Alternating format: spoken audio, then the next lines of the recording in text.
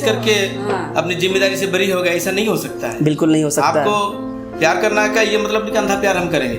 बिल्कुल बिल्कुल। तो मैं भी आज काबिल अकेडमी पहचान का मोहताज नहीं है। काबिल अकेडमी से मेरा दूसरा बेटा भी SBI में आज यहाँ इस इलाके बहुत पिछड़ा हुआ इलाका है। यहाँ के बहुत लो इनकम लोग रहते हैं जो अपने बच्चों को कलकत्ता और दिल्ली या दूसरे बाहर शहर में रहकर पढ़ा नहीं सकते या कोचिंग नहीं दिला सकते हैं। आज जिस पोस्ट के लिए, जिस डेजिग्नेशन के लिए जद्दोजहद कर रहे हैं, आपको उस लायक बनना भी तो होगा।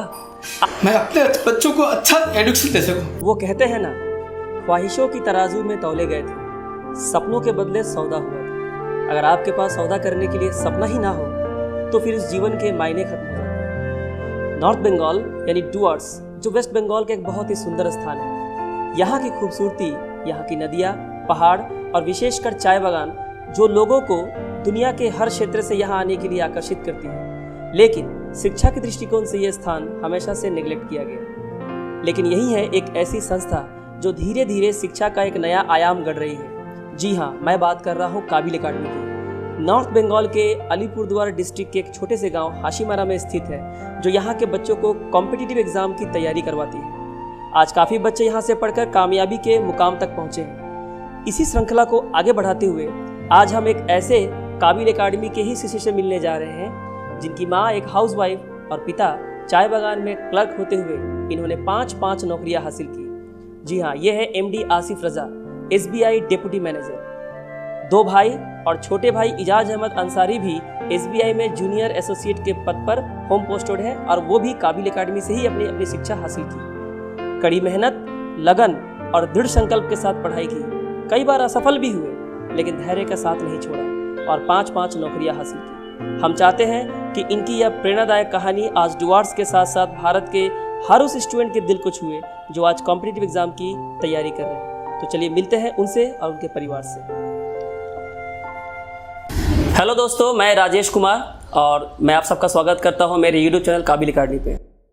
दोस्तों, आज हमारे काबिल अकेडमी के सक्सेस स्टोरी को आगे बढ़ाते हुए ये हमारा आज दूसरा सीरीज़ है जो मैं आपके सामने लेकर आ रहा हूँ। लेकिन ये इंटरव्यू अपने आप में बहुत खास होने वाली है क्योंकि ये एक ऐसा इंटरव्यू होगा और एक ऐसे शख्स का होगा जो किसी तारीफ़ का या किसी इंट्रोडक्शन के मोहताज नहीं है। इन्होंने अपनी ज़िंदगी में जो हासिल किया है वो आज डुअर्स के कई सारे लड़के लड़कियों और स्टूडेंट्स के लिए एक प्रेरणा के स्रोत है। लेकिन इस इंटरव्यू को शुरू करने से पहले इस इंटरव्यू का जो थीम है, जो विषय है जिस पे ये आधारित है, उसके लिए मैं कुछ हरिवंश राय बच्चन की कुछ कविताओं को पढ़ना चाहूँगा कि लहरों से डरकर नौका पार नहीं होती, कोशिश करने वालों की कभी हार नहीं होती।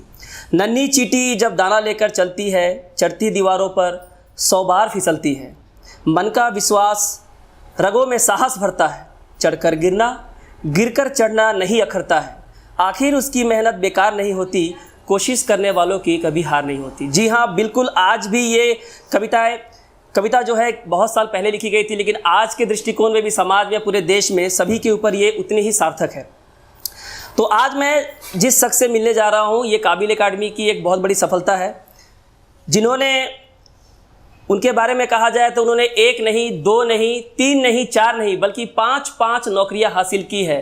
जबकि इस 5 नौकरी को हासिल करने से पहले कई सारी असफलताओं का चेहरा भी देखा है, लेकिन इन असफलताओं से उन्होंने बहुत कुछ सीखा है। तो आज हम उन्हीं से, उनके घर, उनके पूरे परिवार से उनसे मिलने के लिए आए हैं। बहुत ही कम समय है उनके साथ, तो चलिए मिलते हैं। तो ये है MD आसिफ रजा, आपका बहुत बहुत स्वागत है हमारे यूट्यूब चैनल काबिल अकेडमी पे। Thank you. तो आज आपका हम इंटरव्यू लेना चाहते हैं, बहुत कम समय है आपके पास, आप कल ज्वाइन भी करने जा रहे हैं। तो सबसे पहले आपसे मैं ये कहना चाहूँगा, थोड़ा अपने बारे में, अपने परिवार के बारे में थोड़ा कुछ बताएं। मेरे परिवार में मेरे माता पिता, मेरा छोटा भाई और मेरी मिसेस है। ठीक है, मेरा जो बैकग्राउंड रहा है बहुत ही हम्बल अपब्रिंगिंग है। एजुकेशन जो है, primary education saint Francis school से हुई है और जो higher school education air force school Hashimara. College मेरा हुआ है आपका साउथ सिटी कॉलेज कोलकाता, मेरा बैचलर इन अकाउंट्स ऑनर्स, ये मेरा क्वालिफिकेशन होता है, एजुकेशन बैकग्राउंड रहा है। और हमेशा से जब हम लोग कॉलेज में थे, हम लोग जो दोस्त रहते थे, तो वहाँ पे जो हम लोगों के सीनियर्स रहते थे, तो वहीं से हम लोगों को हमेशा ये माहौल दिखता था कॉम्पिटिटिव एग्ज़ाम्स का, कि कोई ये कर रहा है, कोई वो तैयारी कर रहा है, किसी को यहाँ जॉब लग गई या वहाँ जॉब लग गई। हम लोग दोस्तों में आपस में बात करते रहते थे कि तू यहाँ काम करेगा, मैं यहाँ काम करूँगा, हम लोग सब एक दिन साथ में रहेंगे, एंजॉय करेंगे, घूमेंगे, बिल्कुल एक लाइफ जिएंगे। क्योंकि जो कॉलेज लाइफ में रहते थे तो सब कुछ रहता था। अब जैसे आज की जनरेशन के लोगों को क्या लाइफस्टाइल का बहुत एक शौक है, बिल्कुल ठीक है, बट कॉलेज लाइफ में क्या रहता था, हम लोग के पास वक्त तो रहता था, रिसोर्सेस नहीं रहते थे। तो हमेशा से एक वो एम था, या बोल सकते हैं एक मतलब एक दिल में था कि जिस दिन सक्सेसफुल होंगे उस दिन जिंदगी जिएंगे। जुनून था कि कुछ कर लेना है ताकि कोई भी चीज़ जो चाहिए वो मिल जाए। बिल्कुल। तो वहीं से मतलब कॉलेज लाइफ के बाद से तैयारी शुरू की थी, तो जर्नी बस वहीं से शुरू हुई है। तो जैसा कि आपने कहा कि आपका बीकॉम का बैकग्राउंड रहा है, बहुत सारे बच्चे ये सवाल करते हैं, स्टूडेंट सवाल करते हैं कि क्या बैंकिंग करने के लिए कॉमर्स का ही बैकग्राउंड होना ज़रूरी है। इस तरह कई सारे सवाल आते रहते हैं जब इसका प्रिपरेशन शुरू करते हैं। उन्हें समझ में ही नहीं आता कि वो आर्ट्स पढ़े हैं तो वो क्या लेके पढ़ेंगे। उनसे आप क्या कहना चाहेंगे? नहीं, देखिए जो बैंकिंग सेक्टर है आज के टाइम में, अगर ज़्यादातर आप देखिएगा रिक्रूटमेंट में या जब भी ज्वाइनिंग, जैसे मेरे बैच में हम लोग जब ज्वाइन किए थे 62 POs थे, जिसमें से 51 लोग बीटेक करके आए थे। ओके। तो ऐसा कुछ नहीं है जो बीकॉम करना ही, क्योंकि बीकॉम में जो स्पेशली हम लोग जो अकाउंट्स और कॉस्ट या टैक्स के बारे में जो पढ़ते हैं, in real life banking situation में उस तरह का मतलब यूज़ में नहीं आता है, क्योंकि बैंकिंग सेक्टर इंडिविजुअल सेक्टर है। आज के टाइम पे इंजीनियर्स भरे हुए हैं, आपके ग्रेजुएट्स भरे हुए हैं, चाहे वो ह्यूमैनिटीज से हो या साइंस बैकग्राउंड से हो, कॉमर्स बैकग्राउंड से हो। कुछ भी काम अगर करना है तो आप जिस टेबल पे बैठे आपको उसका काम सीखना पड़ेगा। बिल्कुल। आप किसी भी बैकग्राउंड से हो, इररिलेवेंट मैटर है। अच्छा, तो जहाँ तक मैं आपको और आपके परिवार को जानता हूँ, आपके पिता हम यहाँ सताली चाय बागान के एक क्लर्क की तरह उन्होंने काम किया और लगभग 12 से 13 हज़ार की सैलरी पे वो रिटायर हो गए, और साथ साथ वो LIC जैसे प्रतिष्ठित संस्थान में वो अभिकर्ता के रूप में भी काम किए। काफ़ी मुश्किलों से गुजरा है आपका परिवार, और आप लोग 2 भाई हैं। तो कैसा रहा, आप लोगों ने पढ़ाई कैसे की, ऐसी परिस्थिति में किस तरह की असुविधाओं का सामना करना पड़ा? हम लोगों ने जब जो चीज़ें रही है, क्योंकि आज के टाइम पे जो टीला गार्डन में काम करते हैं उनके ज़्यादातर मतलब जो अगर 2 बच्चे हैं तो ऐसा मतलब इतना सब कुछ मतलब फैसिलिटीज़ के साथ, एक दोनों इंग्लिश मीडियम स्कूल में पढ़ रहे हैं, दोनों कोलकाता में जाके ग्रेजुएशन किए हैं। जब जिस चीज़ की ज़रूरत रही है तो कभी मतलब पता ही नहीं चला कि कोई प्रॉब्लम मतलब किसी चीज़ की कमी रही है। चलिए, ये तो माता पिताओं का दुआएं हैं, उनका साथ है। तो जहाँ तक आपकी सफलता का बात है, मैं देख पा रहा हूँ कि सबसे पहले आपको IBPS क्लर्क में PNB बैंक आपको मिला था 2016।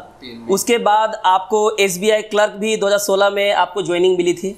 इसके बाद आप IBPS PA को भी आपने क्रैक किया और विजया बैंक में आपकी पोस्टिंग हुई 2017 में। आई थिंक फिरोजाबाद में आपकी पोस्टिंग थी, फिरोजाबाद आपकी पोस्टिंग थी। इसके बाद आपका SBI PO की परीक्षा आपने दी थी, ये 2017 में आपकी ज्वाइनिंग की है, और उसके बाद SSC CHSL आपने 2017 में क्रैक किया था। तो इतने सारे परीक्षा, लोग यहाँ एक परीक्षा पास करने में उनकी हालत ख़राब हो जाती है और वो पता नहीं कितने सारे एक्सक्यूज़ करने लगते हैं, बहाने करने लगते हैं कि उनके पास ये नहीं है, वो नहीं है। तो क्या ये सारी परीक्षाएँ पास करने के लिए आपको बहुत सारे फेलियर को पार करना पड़ा है? जी बिल्कुल, ऐसा नहीं है। जैसे काबिल एकेडमी ज्वाइन करने से पहले जब हम कोलकाता में रह रहे थे तो वहाँ पे भी हम किसी इंस्टीट्यूट में ज्वाइन किए थे, तो वहाँ पे भी पढ़ने का मतलब, बट क्या है जो मुझे हम मतलब देखिए फेलियर, उससे पहले जब SBI का हम PO दिए, मेंस तो बहुत दूर की बात है, प्रीलिम्स भी पास नहीं होते थे। बिल्कुल, क्योंकि देखिए कोई भी एग्जाम आज के टाइम पे इतना कंपटीशन है, अगर आपके पास सही नॉलेज, सही स्ट्रेटजी नहीं है तो आपके लिए बहुत डिफिकल्ट हो जाएगा। बिल्कुल डिफिकल्ट हो जाएगा, सही बात। तो मैं अपने काबिल एकेडमी के दर्शकों को ये भी कहना चाहूँगा कि देखिए, फेलियर एंड सक्सेस यानी कि सफलता और असफलता के बीच ज़्यादा अंतर नहीं होता है। आप अगर इन चीज़ों को समझें तो हिंदी का जो 2 वर्ड है सफलता और असफलता, इसमें सिर्फ अ का फ़र्क है। और हिंदी में अ आप जानते हैं स्वर वर्ण की कैटेगरी में आता है, यानी कि स्वर का मतलब होता है आवाज़। यानी सफलता और असफलता के बीच में ये जो अ नाम का आवाज़ है, ये हमेशा आपसे कुछ कहता है। और एज अ स्टूडेंट जब आपने इस स्वर को सुन लिया और इससे अगर आपने कुछ सीख लिया तो इस सीखने के बाद ये अपने आप हट जाता है, और सफलता और असफलता के बीच की जो दूरी है वो अपने आप दूर हो जाती है और असफलता सफलता में बदल जाता है। हमारे देश के पूर्व राष्ट्रपति APJ अब्दुल कलाम ने एक बार कहा था कि do not afraid of failures, these are like pillars in your home. आपका घर बिना पिलर के खड़ा नहीं हो सकता। तो ये फेलियर, जो असफलताएं जो होती है, आपको बहुत कुछ सिखाती है लाइफ में कि आपके अंदर क्या शॉर्टफॉल है, क्या शॉर्ट कमिंग्स है, आप इनसे कुछ सीखिए। और एल्बर्ट आइंस्टाइन ने भी कहा था कि failure is success in progress, यानी कि अगर आप समझें, असफलता का मतलब होता है कि आप सफलता की राह में बहुत आगे निकल चुके हैं, थोड़ी दूरी आपको और तय करनी है, धैर्य आपको नहीं छोड़ना है।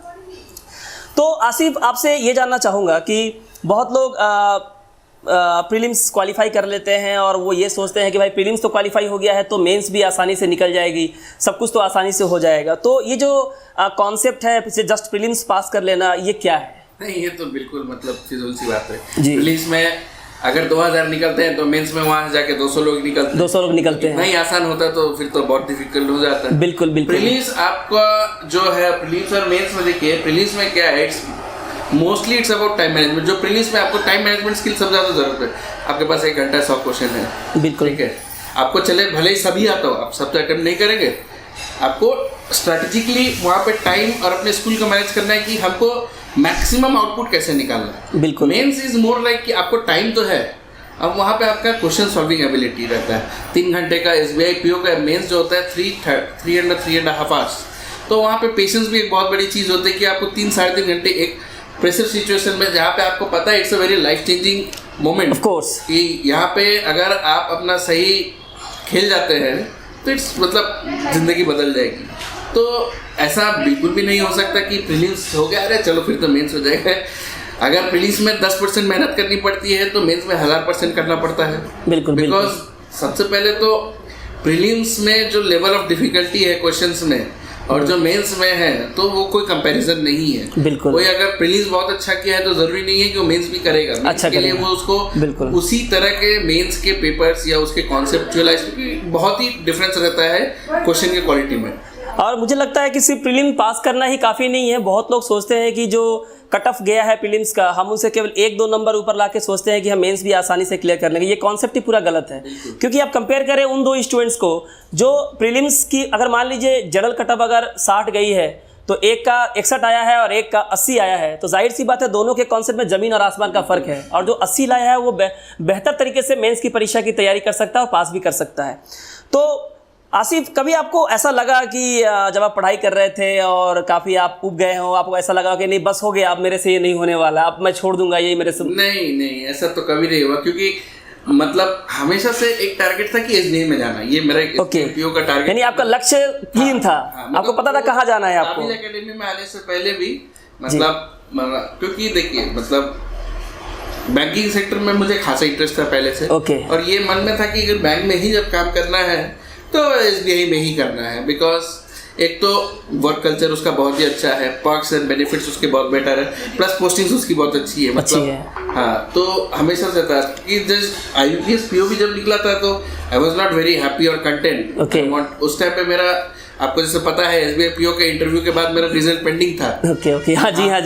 हाँ, तो मतलब ऐसा नहीं था कि IBPS हो गया तो चलो भाई बहुत अच्छा हो गया। I was never satisfied. जिस दिन SBI PO का जिस दिन रिजल्ट आया था, that day I was genuinely happy. मैं यहाँ दर्शक इस वक्त देख रहे हैं, मैं उनसे एक बहुत ही इंटरेस्टिंग बात कहूँगा कि जब आसिफ काबिल एकेडमी ज्वाइन किए थे कलकत्ता से आके, तो बहुत ही इंटरेस्टिंग वाक़या हुआ था कि जब इन्होंने SBI PO की परीक्षा दी थी तो 2 बार ऐसा हुआ कि एक बार 0.25 के लिए और एक बार 1.5 के लिए इनकी SBI PO की जो है PO 0.25, जी हाँ, PO 0.5। तो इन दोनों परीक्षा में जस्ट फ्रैक्शन ऑफ मार्क्स के लिए इनका सिलेक्शन नहीं हुआ था। तो मैं यही कहना चाहूँगा कि जहाँ पे आज स्टूडेंट एक परीक्षा फेल होने के बाद काफ़ी हताश हो जाते हैं, वो कहते हैं कि अब मुझसे नहीं होगा, मैंने बहुत तैयारी कर ली, अब मेरे से नहीं होगा, जबकि उनके पास काफ़ी ज़िंदगी पड़ी हुई है, उम्र पड़ी हुई है, लेकिन फिर वो तैयारी नहीं करते, हार मान जाते हैं। वहीं पे आसिफ ने इतने सारे फेलियर को देखते हुए भी कभी भी उन्होंने धैर्य का साथ नहीं छोड़ा और लगन और गंभीरता के साथ तैयारी की और 5 नौकरियाँ हासिल की।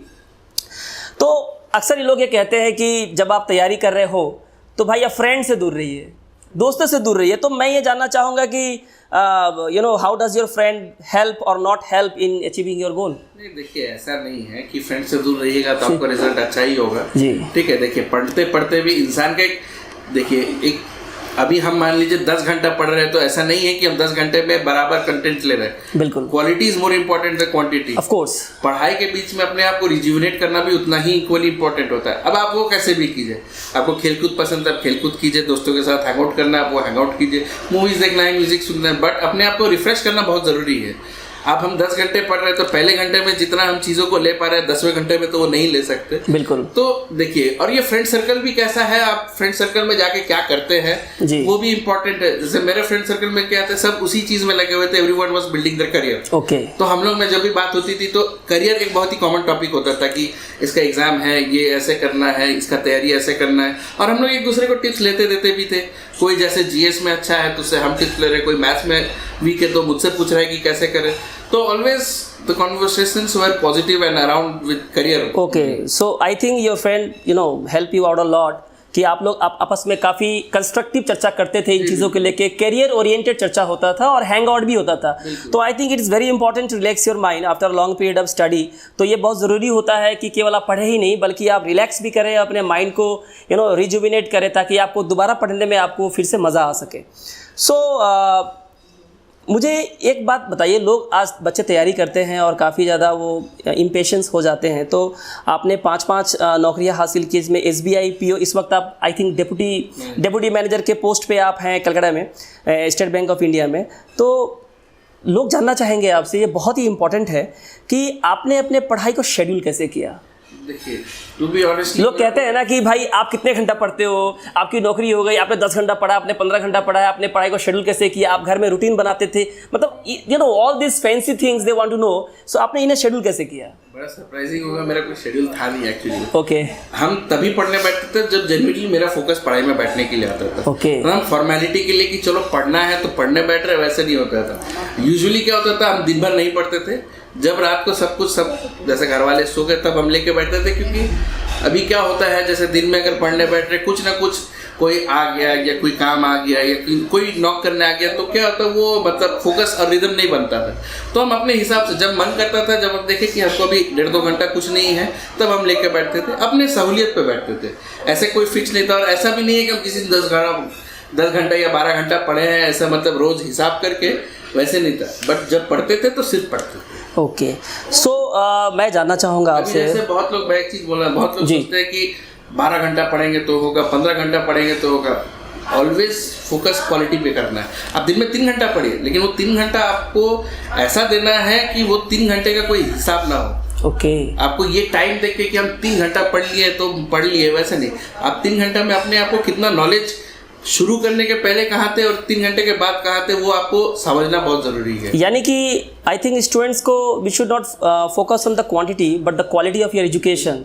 यानी कि जो आप पढ़ाई कर रहे हैं, आप ये देखें कि आप किन चीज़ों को पढ़ रहे हैं, और आप जो स्टफ़ आप लेके बैठे हैं पढ़ाई करने के लिए, चाहे वो कोई भी वक्त हो, आप ये ज़रूर देखें कि उसका एग्ज़ाम से कोई रिलेशन है कि नहीं है, क्या वो एग्ज़ाम ओरिएंटेड क्वेश्चंस है कि नहीं है। और अगर आप मॉक टेस्ट भी दे रहे हैं या ऑनलाइन टेस्ट भी दे रहे हैं तो ये बहुत ज़रूरी होता है। ये ज़रूरी नहीं है कि आप कितना मॉक टेस्ट देते हैं, बल्कि ज़रूरी ये होता है कि आप दिन में एक ही मॉक टेस्ट दें, लेकिन आपने उसे किस तरह से एनालाइज़ किया, किस तरह से आपने उसे एवेलुएट किया। ये सबसे ज़्यादा ज़रूरी होता है कि अगला टेस्ट देने में आपको काफ़ी हेल्प मिल सके। दूसरा, आसिफ, मैं आपसे जानना चाहूँगा कि लोग फेलियर होने के बाद बहुत ही हताश हो जाते हैं, डिमोरलाइज हो जाते हैं। So I would like to know how did you evaluate the reason of your failure.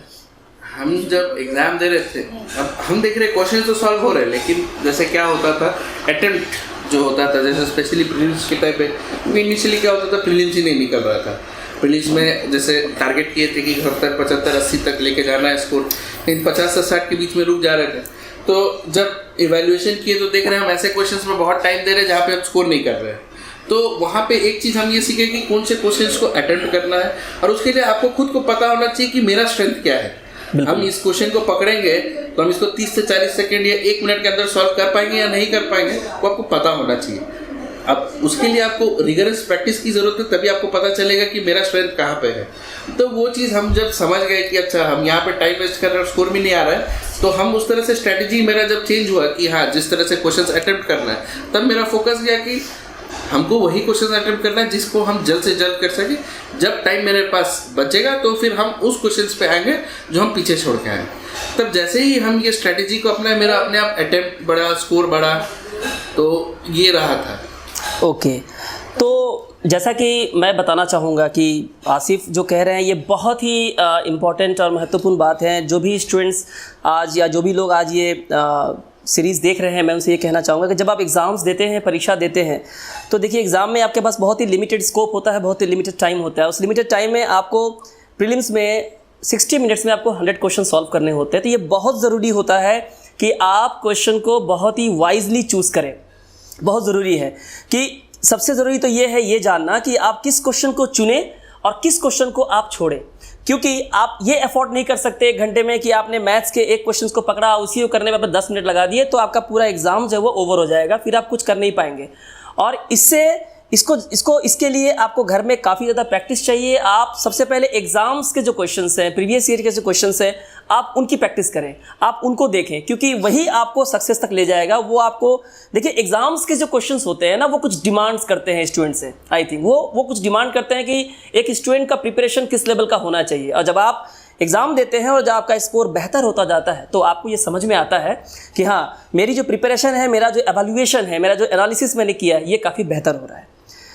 तो आसिफ, एक बहुत ही इंपॉर्टेंट सवाल आपका कि आपके लाइफ में ये जो 2 वर्ड है काबिल एकेडमी, इसका क्या रोल है? अरे मतलब ये तो मतलब रोल देखिए एक होता है ना, आप रोल अगर छोटा होता आदमी डिस्क्राइब करे। हम जब कलकत्ता में थे तो हम अच्छे इंस्टीट्यूट्स में, मतलब जिनका नाम है, एक ब्रांड है समझिए, वहाँ पे ज्वाइन करके आए, तो वहाँ पे हम सेटिस्फाइड नहीं थे। तो पापा ने बताया कि ऐसे ऐसे है, यहाँ पे आओ ज्वाइन करो। और हम जब ज्वाइन किए थे 3 या 4 स्टूडेंट्स ही थे जी। बट जिस तरीके का एजुकेशन मुझे इंडिविजुअली चाहिए था, जिस तरीके से मतलब आई थिंक मतलब मेरे कंफर्ट में था पूरा कि मतलब सामने वाला जितना देने के लिए तैयार है, हम भी उतना लेने के लिए तैयार है। बिल्कुल। तो कोई भी सक्सेस स्टोरी ऐसे नहीं बनती। देखिए पढ़ाने वाला तो पढ़ा रहा है, आप जब पढ़ाते हैं तो आप अपना 110% देते हैं। बिल्कुल। लेकिन आप जो आउटपुट निकाल रहे हैं वो किसी को तो एब्जॉर्ब भी करना पड़ेगा। अगर एब्जॉर्ब करने वाला नहीं रहेगा तो आप तो वो कोई फायदा। तो जितना हम विलिंग थे अपना एफर्ट्स देने के लिए, आप उससे ज़्यादा विलिंग थे मतलब उस एफर्ट्स को मतलब एक रिजल्ट में लेके आने के लिए। आई थिंक काबिल एकेडमी, देखिए नहीं होता तो क्या होता हम तो नहीं बोल पा रहे हैं, बिल्कुल। बट जो है तो उसके बाद ये 5 एग्जाम्स, और आई थिंक ये 5 एग्जाम्स 1 साल के टेन्योर में ही, 1 साल के टेन्योर में ही, बिल्कुल सही है, सही बात है। तो मतलब बहुत ही ह्यूज रोल है काबिल एकेडमी का, मतलब तो बता नहीं सकते। बिल्कुल बिल्कुल, थैंक यू। और मैं ये कहना चाहूँगा कि डुआर्स में ये मेरा प्रयास रहा है कि काबिल एकेडमी के ज़रिए डुआर्स के बच्चे जो आज टी गार्डन से ये पूरा डुआर्स घिरा हुआ है और यहाँ के बहुत ही लो लेवल इनकम वाले लोग यहाँ रहते हैं, खासकर आदिवासी लोग भी रहते हैं, बागान में काम करते हैं, तो इनका जो इनकम है वो बहुत ही ज़्यादा लोअर क्लास का इनकम है, बहुत ही लो इनकम है। तो इससे फर्दर एजुकेशन को जारी रखना बहुत मुश्किल हो जाता है। तो यही एक कॉन्सेप्ट था मेरे मन में और इसलिए मैंने काबिल एकेडमी की स्थापना की। देखिए एक स्टूडेंट के सक्सेस में एज अ मेंटर मैं ये मानता हूँ पर्सनली, और ये मेरा पर्सनल पॉइंट ऑफ व्यू है कि अगर आपका मेंटर सही है और अगर आपका शिक्षक सही है और वो अपने आप को रोज़ अपग्रेड करता है, upgrade in the sense of कि in the greater interest of the student and their success, तो अगर आपका मेंटर सही है तो आप अपने बच्चे को अपने साथ सफलता तक ज़रूर लेके जाएंगे। और ये बहुत ही मैं गर्व से कह सकता हूँ कि जब मेरे स्टूडेंट सफलता की सीढ़ियों पर चढ़ के बुलंदी पे पहुँचते हैं तो मेरा भी सीना चौड़ा हो जाता है। तो बहुत खुशी हुई आसिफ से बात करके। तो हम थोड़ा सा उनके माता पिता से भी हम बात करेंगे क्योंकि बहुत रोल है उनके माता पिता का। तो चलिए, अब आसिफ से तो बात हो गई, लेकिन आसिफ आज यहाँ तक पहुँचा है तो देखिए किसी भी बच्चे की सफलता में उसके माँ बाप का जो योगदान है वो कभी भी हम और आप जो है इतनी हैसियत नहीं कि हम उसे आंक सके। तो उनसे भी हम बात करते हैं कि एक माँ बाप की एज अ पेरेंट आपकी क्या जिम्मेदारी होती है आपके बच्चे के भविष्य के पीछे, जब वो पढ़ने जाते हैं तो आपकी क्या जिम्मेदारी है। तो चलिए उनके माता पिता से मिलते हैं। उनके पिता MD हमजद हुसैन साहब हमारे सामने हैं, तो आपका स्वागत है। अम्मी जी उनकी हमारे साथ है, उनका भी बहुत स्वागत है। तो आपसे मैं जानना चाहूँगा कि एक चाय बागान में आप एक क्लर्क और 12.5 से 13,000 की आई थिंक सैलरी में आप रिटायर हुए। 14,000 करीब। 14,000 किस साल रिटायर हुए? 2018 में। 2018। और इसके अलावा भी आप क्या करते हैं? मैं LIC में LIC एजेंट हूँ। LIC एजेंट है। तो जहाँ तक मैं जानता हूँ काफ़ी संघर्षों से गुजरा है आपका जीवन, और आपने बच्चों को बगान में एक काम करते हुए एक मामूली सी सैलरी में इतने वर्षों से काम करते हुए और उसी सैलरी में रिटायर होने के बाद भी आपने अपने बच्चों की शिक्षा दीक्षा में कभी कमी नहीं की, और आज आपके बच्चे सफलता की सीढ़ियों पे पहुँचे हैं, बुलंदी पे पहुँचे हैं। कैसा आपको महसूस होता है? बहुत गर्व महसूस हो रहा है। तो आपको कैसा अपने क्या योगदान रहा आपको आपके बच्चे में? देखिए, हम लोग जो चाय बागान में थे, सैलरी बहुत पुअर सैलरी है, लेकिन शुरू से मेरा टारगेट रहा मैं अपने बच्चों को अच्छा एजुकेशन दे सकूं, और उसके लिए मैंने हर संभव प्रयास किया है। अच्छा स्कूल में दिया मैंने उनको, कॉलेज भी मैंने यहाँ नहीं रखा, तो आज मैं खुशी से एकदम गर्व महसूस कर रहा हूँ। देखिए, भावुक होने का समय तो है ही, क्योंकि देखिए एक माता पिता के लिए कितने गर्व की बात होती है इसकी कोई कल्पना नहीं है। आज मैंने बस उनसे एक सवाल ही पूछा और उनके आंखों से जो है आंसू छलक गए, क्योंकि ये इसमें जो संघर्ष है आप इसको समझिएगा। जितने भी बच्चे, जितने भी माता पिता आज इस इंटरव्यू को देख रहे हैं, समझिएगा कि आपके बच्चों के पीछे, आपके बच्चों के सफलता के पीछे आपका कितना बड़ा योगदान है, कितना संघर्ष करना पड़ता है। और आज अमजद साहब ने और भाभी जी ने कभी भी एक कमी का एहसास नहीं होने दिया अपने बच्चों को, किसी भी चीज़ के लिए, किसी भी डिमांड के लिए। हर चीज़ें उनकी पूरी की है, भले ही खुद के लिए ना हो लेकिन उनके लिए की है। तो हम उनकी अम्मी से भी बात करेंगे। तो भाभी जी, कैसा लग रहा है आपके दोनों बच्चे आज स्टेट बैंक ऑफ इंडिया में है? खुशी लग बहुत है, लेकिन बोल नहीं पा रहे। यही सोचते हैं कि दोनों बच्चा हमेशा अम्मी अबू का इज्जत करे, हमेशा ख्याल रखे। आज हम लोग जो कर पा रहे हैं तो कर सक रहे हैं ना, कल होके तो ये चीज़ नहीं, संभव नहीं हो पाएगा ना। बिल्कुल बिल्कुल बिल्कुल। उस समय की कौन करेगा? हम लोगों का यही दो ही बच्चा तो है, बिल्कुल है नहीं ना। बिल्कुल बिल्कुल। ये लोग के लिए नौकरी छोड़ना पड़ा है, हर चीज़ को नेगलेक्ट करके आज जो चाहा, कभी भी नहीं सोचे हम लोग कि हम लोग क्या करेंगे, क्या खाएंगे, वो नहीं सोचे कभी। सिर्फ बच्चे लोग को सोचे कि टारगेट लेके चले कि ये लोग जो चाहता है वही हम लोग करेंगे, भले हम लोग खाएं चाहे नहीं खाएं, लेकिन बच्चे जो चाहे वही करेंगे। इसके लिए कभी भी या तो दिल में कभी भी ये एहसास नहीं हुआ कि आगे चल के हम लोग क्या कर पाएंगे, क्या होगा हम लोग का ज़िंदगी, वो नहीं सोचे कभी। सिर्फ हम लोग सोचे कि दोनों बच्चे चले आगे, दोनों बच्चे अपने मुकाम पर। और यही ऊपर वाला से भी हमेशा दुआ करते थे कि जो हम लोग चाह रहे हैं, माँ बाप अम्मी अबू जो चाहते हैं वो हम लोग करें और बच्चा लोग इस मुकाम तक पहुँचे। यही सबसे बड़ा दुआ है हम लोग के लिए, सबसे बड़ा दुआ। दोस्तों, ये एक बहुत ही भावुक पल है हम लोग के लिए, क्योंकि एज अ टीचर, आसिफ का एक मेंटर होने के नाते मैं भी बहुत भावुक हूँ इस समय, और मुझे भी समझ में नहीं आ रहा है कि मैं क्या कहूँ। देखिए, एक माता पिता का संघर्ष कितना बड़ा होता है, आपको ये समझना होगा, सीखना होगा इस चीज़ों से। जो बच्चे आज ये इंटरव्यू देख रहे हैं उनसे भी मैं ये कहना चाहूँगा कि देखिए कि आपके माता पिता कितना सहते हैं, कितना संघर्ष करते हैं। वो कुछ संघर्ष तो आप देख लेते हैं, जान जाते हैं कि आपका माता पिता कष्ट में है, लेकिन उन संघर्षों का क्या जो आपके माता पिता ने कभी भी आपके सामने जाहिर नहीं होने दिया। कभी उनके बारे में भी सोचिएगा, तो कभी भी आपके सामने आने वाली कोई भी बाधा आपको बड़ी नहीं लगेगी, बल्कि उसको ठोकर मार के आप आगे निकल जाएंगे, और पता नहीं कब आपके हाथ में सफलता आ जाएगी, आपको पता ही नहीं चलेगा। आपके माता पिता का जो सीना है वो चौड़ा हो जाएगा। तो हम उनके माता पिता से ज़्यादा बात नहीं करेंगे, बहुत भावुक हो गए हैं। तो अब हम आसिफ के बेटर हाफ सानिया जी से थोड़े मुखातिब होंगे और उनसे एक दो सवाल करेंगे, क्योंकि उनसे भी कुछ जानना बहुत ज़रूरी है। क्योंकि और सबसे पहले काबिल एकेडमी की तरफ से हम एमडी आसिफ को और सानिया को उनकी शादी के लिए बहुत बहुत मुबारकबाद देते हैं, पूरे परिवार को मुबारकबाद देते हैं। सानिया जी, सबसे पहले तो बहुत मुबारकबाद, आपसे मिलने का मौका मिल गया, यही बहुत बड़ी बात है। तो आपसे जानना चाहूँगा, जैसे मुझे पता है कि आसिफ को आप ऐसे कब से जानती हैं? मैं तो इनको जानती हूँ जब उनका SBI क्लियर हो चुका था। SBI PO क्लियर हो गया था, ज्वाइन हो चुके थे। तो मैं आपसे जानना चाहूँगा, उसके बाद आपकी जान पहचान हुई और आप दोनों एक साथ हुए, आपकी शादी हुई। तो मैं जानना चाहूँगा कि आपके हिसाब से आसिफ जो है किस तरह के स्टूडेंट रहे? मैं तो उस वक्त थी नहीं, लेकिन जैसा मैंने आशा से सुना था कि was a very dedicated person. Okay. तो बहुत डेडिकेशन था उनका। वो हमेशा बोलते थे कि जब मैं पढ़ता हूँ तो मैं ध्यान से पढ़ता हूँ, भले मैं दिन भर नहीं पढ़ूंगा लेकिन मैं 4 घंटा पढ़ूंगा तो 4 घंटा मैं पूरा डेडिकेशन ओके। दूंगा। कभी कभी तो उन्होंने ये भी मुझे बोला है कि मैं जाता था मॉक टेस्ट देने, तो मैं सुबह से जाता था और मैं सिर्फ खाना खाने के लिए सिर्फ घर आता था, फिर मैं चला जाता था। अच्छा।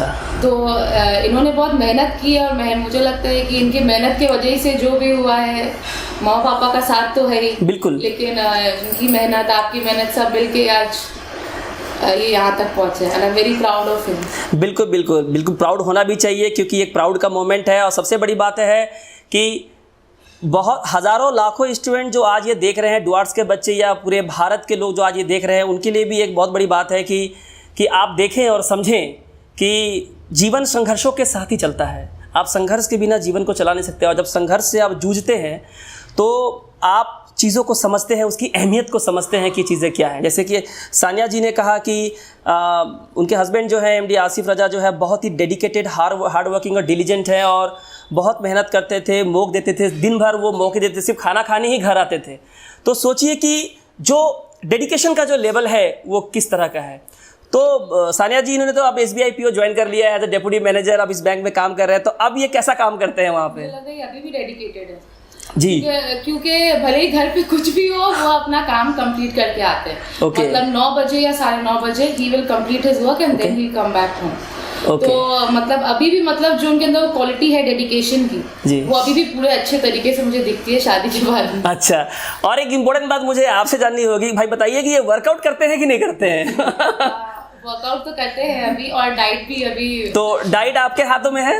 डाइट मेरे हाथ में है, वर्कआउट भी मेरे हाथ में है। मैं ही इनको लेके जाती हूँ, चलिए अभी चल रहा है। ओके। नहीं, कभी कभी आउट ऑफ सिलेबस क्वेश्चन भी काफी, अभी आपने कहा था रिफ्रेशमेंट की जरूरत पड़ती है, तो आउट ऑफ सिलेबस क्वेश्चन भी जरूरत।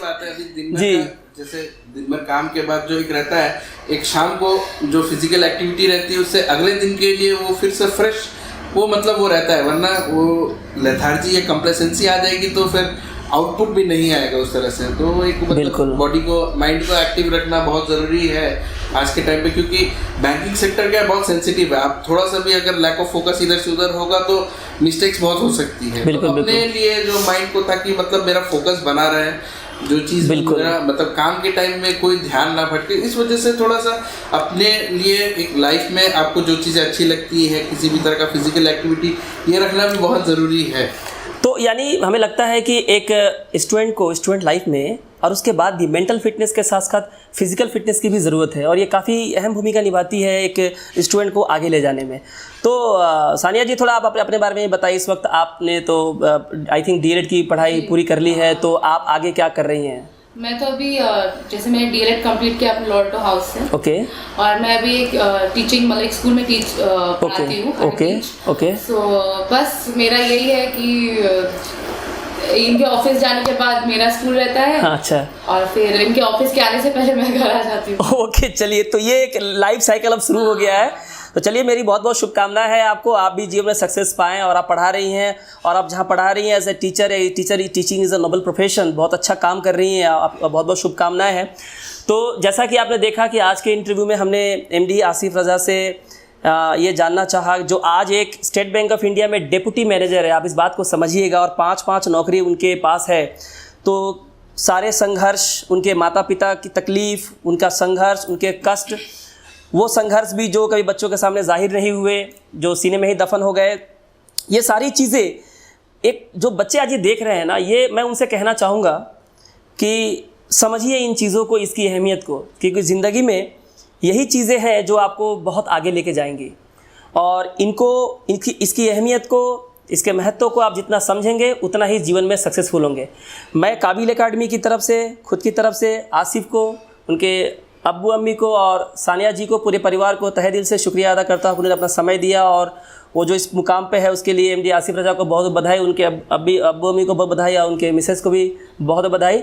तो आप सबका शुक्रिया। अगर आप पीछे नहीं होते तो फिर शायद ये पॉसिबल नहीं, हम तो पीछे ही पड़ गए थे, हम तो पीछे नहीं थे, हम तो इसके पीछे ही पड़ गए थे।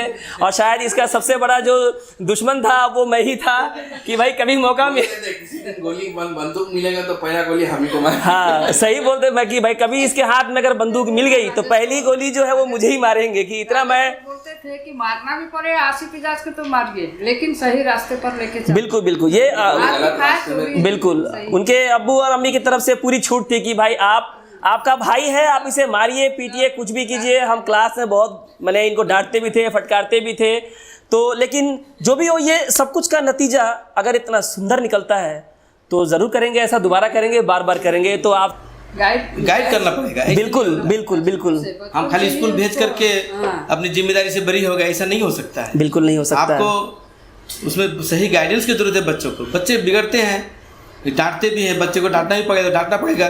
प्यार करना का ये मतलब नहीं कि अंधा प्यार हम करेंगे। बिल्कुल बिल्कुल। तो मैं भी शुरू से ही आसिफ को सही तरीके से गाइडेंस किया। अच्छा स्कूल में तो दिया ही, अपना जितना संभव हो सका यथासंभव जो मैं किया। आपसे मुलाकात हुआ, बातचीत हुआ तो मैंने उसको बुला लिया यहाँ पर, बोले वहाँ रह करने से अच्छा है कि यहाँ पर बेहतर है। और आज मुझे फ़ख्र के साथ करना पड़ता है कि आज जिसमें 3-4 स्टूडेंट शुरू किए, आज काबिल अकेडमी पहचान का मोहताज नहीं है। बिल्कुल बिल्कुल पहचान का मोहताज नहीं है। काबिल अकेडमी से मेरा दूसरा बेटा भी SBI में आज, इसका मुझे बहुत फ़ख्र होता है। इजाज अहमद अंसारी, इसके लिए मैं विशेष तौर से राजेश जी को बहुत बहुत बधाई देता हूँ। और इन्होंने जो कोचिंग शुरू किया है उसके लिए खास तौर से बधाई देता हूँ कि इस इलाके बहुत पिछड़ा हुआ इलाका है। यहाँ के बहुत लो इनकम लोग रहते हैं जो अपने बच्चों को कलकत्ता, दिल्ली या दूसरे बाहर शहर में रहकर पढ़ा नहीं सकते या कोचिंग नहीं दिला सकते हैं, लेकिन यहाँ पर अपना घर में खा करके आके बच्चे तैयारी करते हैं और नौकरी भी हो रहा है। बिल्कुल बिल्कुल। तो इसलिए मैं खास तौर से ये कोचिंग सेंटर के लिए, काबिल अकेडमी के लिए मैं बहुत राजश्री को बहुत बधाई देता हूँ कि और भी अच्छा से फले फूले और यहाँ के लोगों के बच्चों का भला हो सके। बिल्कुल, देखिए आप लोगों की दुआ है, बड़े माता पिता बुजुर्गों की दुआ है कि उनके दुआ की बदौलत हम यहाँ तक पहुँच पाए हैं। अभी तो यात्रा शुरू की है, आप लोगों की दुआएं हमेशा साथ में रहेंगी तो बुलंदी तक ज़रूर चले जाएंगे। और आसिफ कुछ कहना चाह रहे थे? देखिए ऐसा है, मतलब अगर लोगों को समझ में आए, देखिए ये रियलाइजेशन पता नहीं बहुत लोगों में रहता है। देखिए बहुत लोग आते हैं कि हाँ मतलब पढ़ना है, लेकिन सिर्फ एक पढ़ना है मतलब कि नौकरी कर लेंगे तो वो देखिए क्या होता है। नहीं, आपको रियलाइज़ करना है कि आपको जाना कहाँ है लाइफ में। अल्टीमेटली देखिए 90% स्टूडेंट्स क्या है, एक बस ट्रेंड फॉलो कर रहे हैं। बिल्कुल ठीक है, आप भले ही ट्रेंड कर रहे हैं, आप ट्रेंड में मतलब भीड़ का हिस्सा है, लेकिन वो भीड़ का जो मंजिल है वो आपकी भी मंजिल होनी चाहिए। अगर आप भीड़ में हैं, हम ये नहीं बोल रहे कि आप हर बार अपना रास्ता खुद बनाए। अगर आप एक पर्टिकुलर करियर पे आप रास्ते पे चले हैं, चाहे वो किसी भी करियर पे हो, तो आपको ये देना है कि हम तब तक रुकेंगे नहीं जब तक हम अपना बेस्ट देंगे नहीं। बिल्कुल बिल्कुल सही है। अभी जो लोग आते हैं, आपको अपने लिए वक्त निकालना, देखिए सबका कैपेबिलिटी अलग रहता है। हम मेरे इंडिविजुअली के लिए अगर 2 घंटा 4 घंटा 6 घंटा है तो आपके लिए ज़्यादा भी हो सकता है, कम भी हो सकता है। बिल्कुल। आसिफ ने जो ये बात कही है ये केवल स्टेटमेंट नहीं है, आप समझें कि इसके अंदर कई हज़ारों भावनाएं छिपी हुई हैं। एक सार है कि एक स्टूडेंट को अपने स्टूडेंट लाइफ में कैसे बिहेव करना चाहिए, उसकी पर्सनालिटी कैसी होनी चाहिए। आप आज जिस पोस्ट के लिए, जिस डेजिग्नेशन के लिए जद्दोजहद कर रहे हैं, आपको उस लायक बनना भी तो होगा। आपको प्रूफ करना होगा कि आप उस लायक है। देखिए ज़िंदगी की एक कड़वी सच्चाई है। सच्चाई ये है कि जिसकी जितनी हैसियत होती है उसको वैसा ही पद मिलता है। जी हाँ, अगर आप आसमान का ख्वाब देखते हैं तो आपके पास में उड़ने की क्षमता भी होनी चाहिए। अगर आप में उड़ने की क्षमता नहीं है तो उड़ने की क्षमता पैदा कीजिए और पहुँचिए आकाश को चीरते हुए वहाँ जहाँ आपको पहुँचना है। तो मैं आज जितने भी काबिल अकेडमी के दर्शक हैं जो देख रहे हैं, और काबिल अकेडमी की तरफ से, पूरे दर्शक की तरफ से मैं आसिफ को बहुत बधाई दूंगा, शुक्रिया अदा करूंगा। उन्होंने समय दिया। सानिया जी का भी बहुत बहुत शुक्रिया अदा करता हूं, उनके अब्बू अम्मी का तो बहुत ज़्यादा, कि उन्होंने अपना समय दिया और अपने बच्चों के लिए बहुत कुछ किया है। तो और जो दर्शक हमारे साथ जुड़े हैं, अगर आपको ऐसा लगता है कि ये इंटरव्यू केवल इंटरव्यू नहीं बल्कि एक सच्ची जीवन की कहानी है, इसमें भावनाएं हैं, इसमें दर्द है और अगर आपको ऐसा फील होता है तो एक बार ज़रूर इस वीडियो को शेयर करें सबके साथ, क्योंकि देखिए अच्छी चीज़ें एक जगह नहीं रहनी चाहिए, अच्छी चीज़ें हमेशा फैलानी चाहिए। उसे फैलाइए ताकि हर वर्ग के, हर स्टूडेंट के पास ये चीज़ें पहुंच सके, है कि नहीं। और बुरी चीज़ों को तो वहीं पे दबा दीजिए ताकि वो फैल ही ना सके।